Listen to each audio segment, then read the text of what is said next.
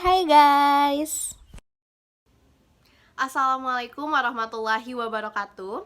Perkenalkan, nama saya Emalia Reskina Virgin, mahasiswa bimbingan konseling Islam semester 7 kelas A.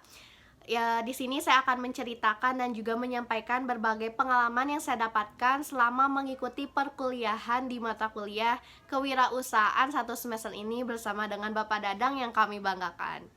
Jadi selama saya mengikuti perkuliahan, yang menjadi on point untuk saya itu adalah mengenai sifat sebagai seorang pengusaha, yaitu adalah keberanian. Jadi waktu itu selama mengikuti perkuliahan itu kan berdiskusi presentasi itu mengenai sifat-sifat yang harus dimiliki oleh pengusaha itu adalah berjiwa pemberani. Jadi memang kan kebanyakan orang di luar sana, dan saya juga merasakan ketika memiliki ide sebuah bisnis atau ide apapun itu, terkadang ngerasa takut sama omongan orang lain, kemudian takut nanti produknya nggak ada yang beli, takut gagal, takut nanti kalau misalnya nggak lakukan malu dan sebagainya. Itu benar ada di kepala saya sebelumnya gitu. Dan ya memang seorang pengusaha yang sukses itu adalah mereka memiliki sifat berani gitu. Dan memang sebenarnya bukan cuman berani aja, cuman yang menjadi on point untuk saya itu adalah keberanian gitu selama satu semester ini yang saya dapatkan.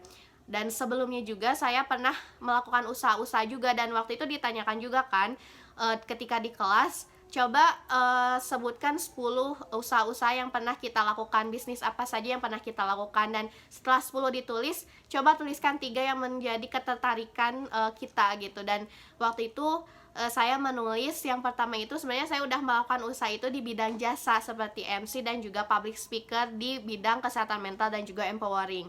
Kemudian yang kedua itu pernah bisnis di chicken katsu, karena waktu itu di sekolah saya bakal chicken katsu, temen saya nyobain, akhirnya enak. Ya udah, aku bilang ke orang tua, mah aku mau jual chicken katsu soalnya teman-teman suka dan mereka juga nanyain beli di mana gitu kan. Ya, akhirnya buat dan PO gitu kan, kayak yang mau pesen dari semalam udah di list gitu, dan ketika besoknya sekolah itu dibawa. Dan itu cuman waktu itu yang aku rasain itu adalah mengelola keuangannya, mana yang dikasihin ke orang tua, dan itu terkadang kecampur sama keuangan pribadi gitu kan. Nah, kemudian yang ketiga itu adalah saya pernah mengikuti pelatihan jamur tiram di Dispora, yang akhirnya mendapatkan 10 peserta terbaik dan diinkubasi kemudian menjadi 5, dan kita disuruh membuat di challenge untuk membuat produk dari jamur tiram, yang akhirnya kita mengikuti pameran exhibition di Ciwok waktu tahun 2021. Dan alhamdulillah menjadi 5 peserta terbaik lagi. Jadi waktu itu kalau dari saya sendiri itu adalah membuat nugget jamur, dan 5 orang ini, satu tim ini, kita membuat sebuah mereknya itu adalah Sporadis. Nanti ada di sini di Instagramnya Sporadis. Jadi bukan cuman ada jamur crispy, tapi banyak dari olahan jamur. Kalau saya yang saya buat itu adalah nugget jamur, kemudian ada dari teman-teman yang lain itu ada sistik jamur, ada sambal jamur ulen dan sebagainya. Itu banyak banget ya, akhirnya kita mengikuti pameran, dan itu sebuah kesempatan yang luar biasa. Namun sayangnya saya nggak lanjut karena saya kuliah, dan memang kesulitan untuk produksinya karena waktu itu dibantu oleh orang tua juga, jadi nggak lanjut. Dan yang sampai masih sekarang lanjut itu sebenarnya di MC gitu ya, di bidang jasa. Chicken katsu juga nggak lanjut gitu kan. Dan kemarin ketika mengikuti perkuliahan itu kita ada tugas juga yang di challenge juga untuk saya. Sebenarnya masih malu juga untuk melakukan usaha di produk gitu ya. Salah satunya itu membuat rencana usaha atau bisnis, kayak semacam bisnis canvas atau blueprint gitu kan.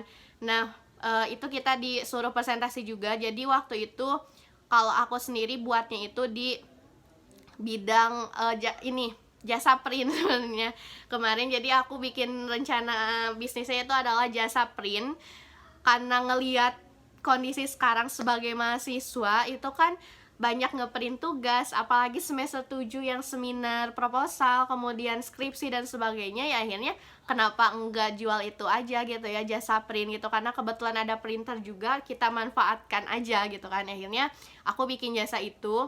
Sebenarnya masih bingung ya gimana ngomong ke orang-orangnya, karena kayak basic sendirinya tuh lebih ke influence kayak ya kayak MC gitu kan. Kemudian satu lagi juga di ini bidang influencer, kayak bikin endorsement review-review produk itu saya sudah lakukan juga di sosial media. Nah, tapi kan kalau untuk jual kayak produk itu kayak jarang gitu, karena emang kesulitan juga gitu untuk memproduksinya gitu kan.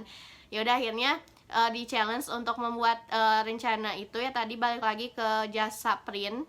Dan alhamdulillahnya selama waktu itu di pertengahan semester sampai akhir semester itu udah banyak banget yang ngeprint, kayak lumayan banget gitu kan untuk jajan mahasiswa, kayak 50 halaman aja udah 25.000 gitu kan. Dan itu selain berani untuk melakukan usaha juga, yang kedua itu adalah belajar untuk mengelola keuangan, mana untuk pemasukan pribadi, mana keuntungan maksudnya, kemudian mana untuk biaya produksi lagi kan, beli kertas dan sebagainya, itu harus dikelola gitu kan. Kalau misalnya kecampur ya berantakan, gak ada unsur bisnisnya gitu kan.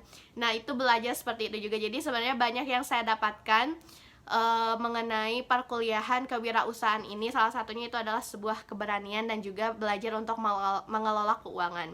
Dan untuk kedepannya yang akan saya lakukan, sebenarnya saya akan tetap melanjutkannya di bidang MC, kemudian influencer, dan juga public speaker. Dan ada rencana juga keinginan untuk bisnis di bidang fashion kayak hijab. Cuman memang masih mungkin setelah lulus kuliah gitu kan. Jadi sekarang mau fokus di situ dulu. Itu untuk rencana kedepannya. Terima kasih untuk Pak Dadang dan juga teman-teman semua yang telah memberikan kesempatan untuk bisa belajar mengenai kewirausahaan. Jadi karena memang nggak cukup kalau misalnya kita nanti bekerja. Jadi memang setiap orang menurut saya perlu memiliki jiwa wirausaha gitu kan. Mungkin ketika nanti nggak dapat pekerjaan mau gimana gitu kan. Dan salah satunya adalah dengan berwirausaha. Dan yang saya dapatkan juga mengenai kewirausahaan ini adalah ketika kita memiliki ide, pemikiran atau apapun itu, berani dulu aja. Apapun yang terjadi ke depan itu urusan nomor sekian gitu. Yang penting kita mau berani dulu dan mengikuti step by stepnya gitu. Kalau misalnya kita mau sukses tapi kita nggak mau ngerasain susahnya, Oke, karena tadi kepotong videonya karena memorinya penuh. Tadi tuh sampai ke kalau misalnya kita mau menjadi pengusaha yang sukses, pasti kita perlu melewati step by stepnya, mulai dari susahnya seperti apa, kemudian tantangannya seperti apa, resikonya seperti apa, dari bawah dulu gitu ketika kita ingin merasakan bagaimana menjadi seorang pengusaha yang sukses. Mungkin itu yang saya dapat sampaikan. Terima kasih sekali lagi untuk Pak Dadang atas kesempatannya dan juga teman-teman semua atas experience-nya. Semangat untuk teman-teman semua, semoga sukses selalu dan selalu diberikan keberkahan. Billahi taufik wal hidayah. Wassalamualaikum warahmatullahi wabarakatuh.